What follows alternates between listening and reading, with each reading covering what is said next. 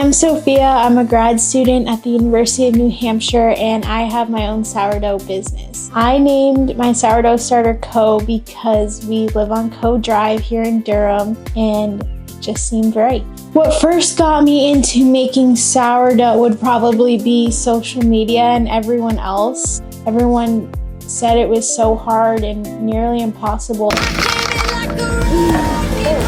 So the process of making sourdough is quite involved. So first I have to start out with Coe being at her peak. She's bubbly and looks good to be making bread with. I make the dough, and it includes a sourdough starter, water, and flour. And then you mix all your dough together, let it sit for 1 hour. After that, you start your 4 rounds of stretch and fold. Now it's time to shape the dough. Good morning, everyone. It looks like Coe is ready to shape. She's jiggly, she pulls away from the sides easily, and it's been about 14 hours since we made the dough.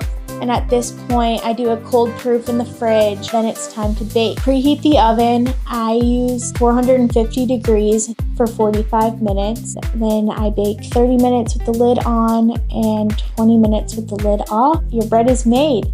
My best-selling flavor would have to be cheddar jalapeno. The cost of my bread is between $7 and $9. A few other baked goods I've made with my sourdough discard would be chocolate chip cookies, snickerdoodle cookies, banana bread, pizza dough. The list could go on forever.